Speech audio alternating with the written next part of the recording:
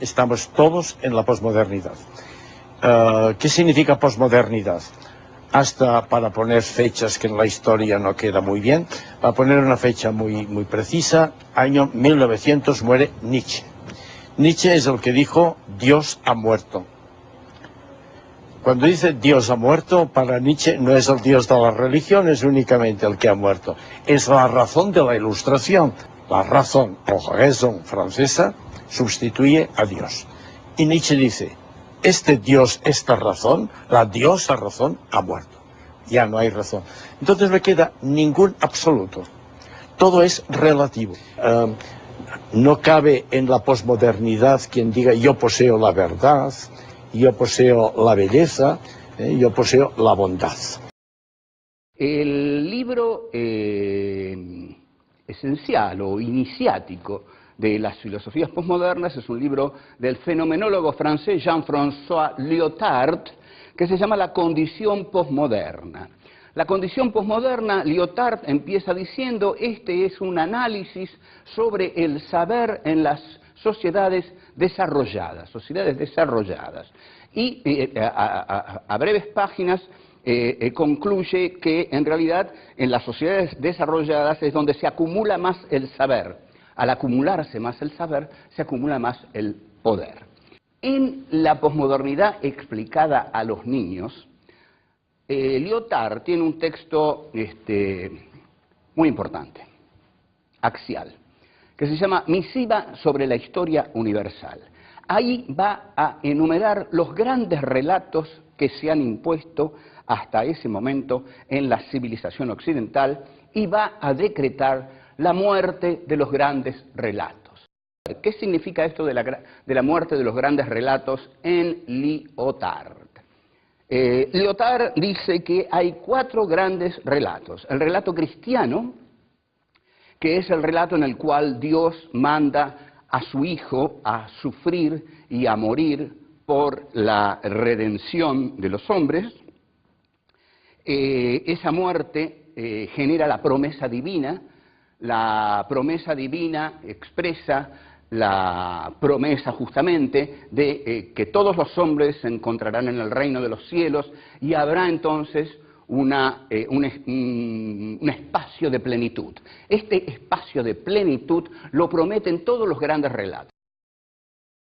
El cristianismo se expande por Europa durante la Edad Media y la Iglesia consolida un poder como institución, tan sólido que acaso se pudiera decir que por encima de ella tan solo se situaba la monarquía.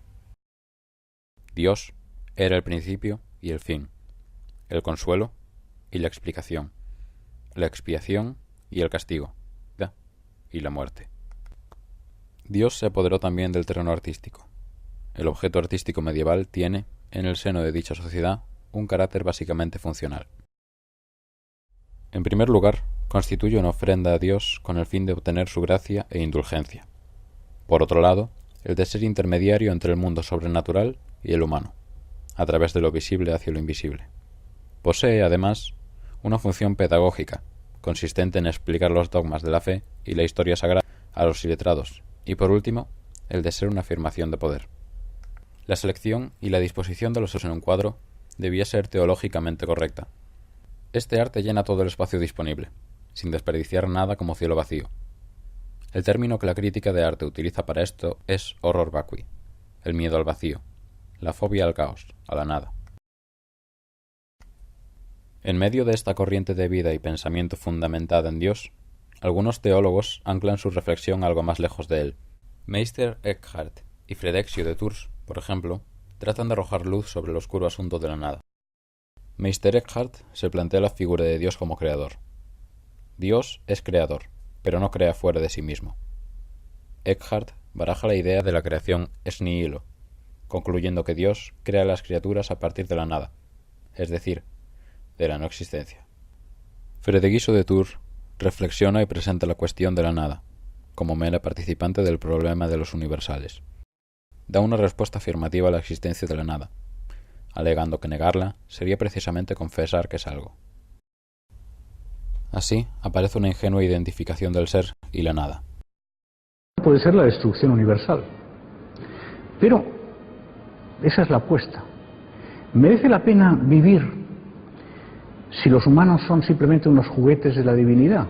Lyotard toma el gran relato marxista de la historia, que lo hemos visto esquemáticamente es, bueno, la burguesía liquida al feudalismo y de la burguesía surge el proletariado y el proletariado derrota a la burguesía y establece el estado de la plenitud. El término nihilismo fue introducido por primera vez en el discurso filosófico de manos de Jacobi en una carta a Fichte, ambos filósofos alemanes. A pesar de ello, no fue popularizado hasta la divulgación de la novela Padres e hijos, de Turgenev. Nihilista es la persona que no se inclina ante ninguna autoridad, que no acepta ningún principio como artículo de fe. Pisarev, filósofo nihilista y crítico radical ruso, se identificó con el protagonista de la novela, Bazarov. Estos jóvenes desencantados solo veían hipocresía en el extremo sentimentalismo romántico de sus padres. No es extraño que criticase las posiciones esteticistas en el arte por carecer de utilidad social. Todo lo que puede romperse, hay que romperlo. Lo que aguante el golpe será bueno. Lo que estalle será bueno para la basura. En todo caso, hay que dar golpes a derecha y a izquierda. De ello no puede resultar nada malo. El nihilismo en términos de política sería semejante al anarquismo. Ambos entroncan en su actitud antidogmática y antiautoritaria. Bakunin encarnaba el nihilismo negativo, por su modo radical de concebir la acción revolucionaria. Para él, la destrucción era la fuerza motriz de la historia. La pasión de destruir es una pasión creadora. Por otro lado, Herzen, moderado y concreto. El nihilismo es la lógica sin estrecheces, es la ciencia sin dogmas, es la incondicionada obediencia a la experiencia y la humilde aceptación de todas las consecuencias, cualesquiera sean, si brotan de la observación, si son requeridas por la razón. Durante las revoluciones rusas de 1917 y 1932, descendientes del apogeo nihilista, tiene lugar el auge de la vanguardia rusa, término general que define la oleada de arte que engloba diferentes, pero muy relacionados movimientos artísticos. La Sota de Diamantes fue un movimiento pictórico cuyos objetivos se fundamentaron en el interés por el desarrollo de nuevos estilos, en especial el neoprimitivismo. Debido a disputas interiores, la escisión más radical terminó por llamarse cola de burro. Paralelo a ello, nacía el suprematismo y el constructivismo. El primero, predecesor del minimalismo, rompía con la tradición iconográfica rusa y reducía las figuras a formas geométricas fundamentales, en particular el cuadrado y el círculo. Se buscaba la abstracción geométrica y el arte no figurativo, con el fin de alcanzar la supremacía de la nada y la representación del universo sin objetos. El arte del presente y la pintura en particular ha triunfado en todo el frente. La conciencia ha superado la superficie plana y ha avanzado hacia el arte de la creación espacial.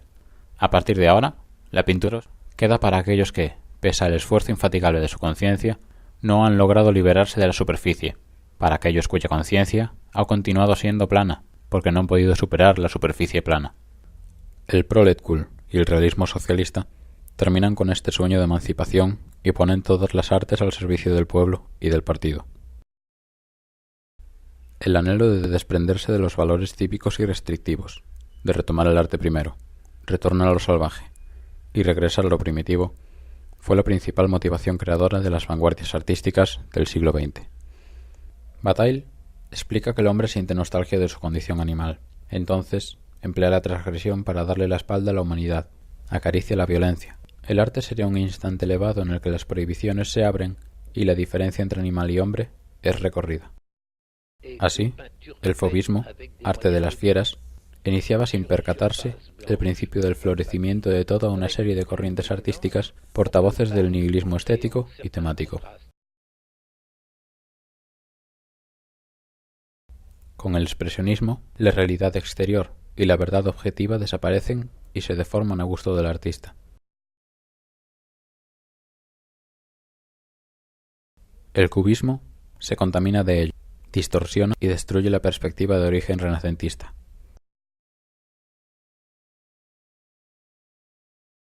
El futurismo, contagiado de esta embriaguez de avance, apuesta por el progreso técnico e industrial. El dadaísmo repudia toda forma anterior, incluyendo a sus hermanas vanguardias.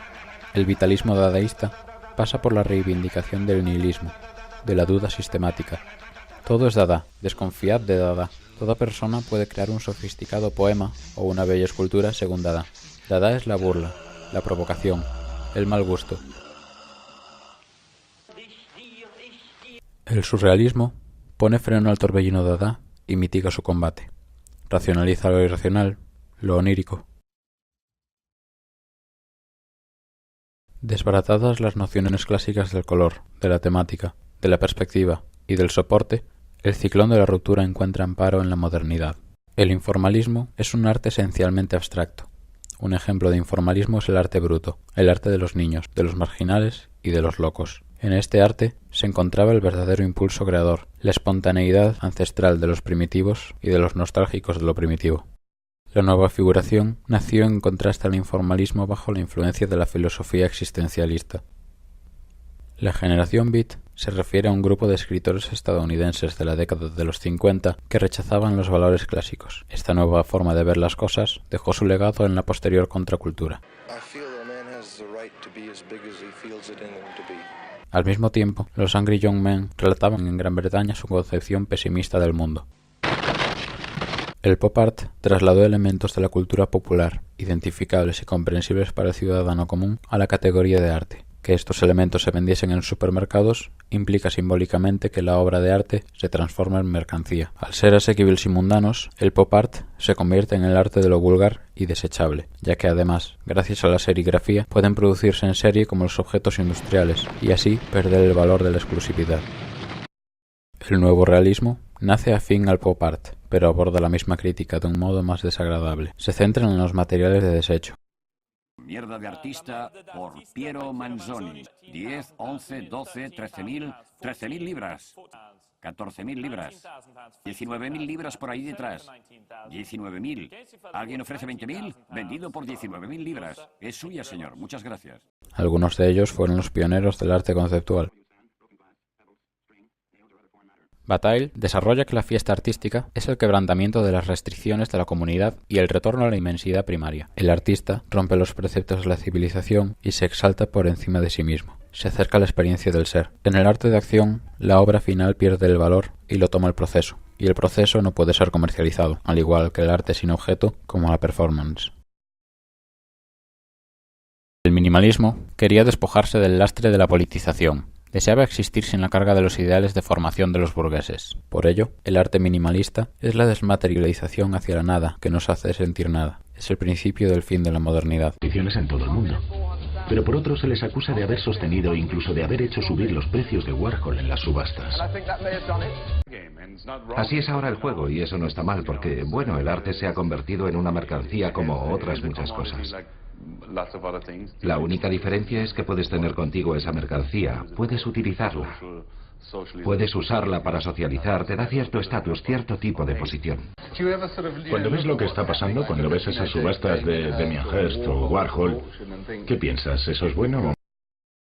Que explica muchísimo, explica las artes de la vanguardia histórica del siglo XX eran exactamente esto. No se quedaban en la galería, no les gustaba permanecer en el salón como un objeto que se añadía a otros objetos, etc. Querían hacer la revolución. Bertolt Brecht era un buen intérprete del espíritu de la vanguardia.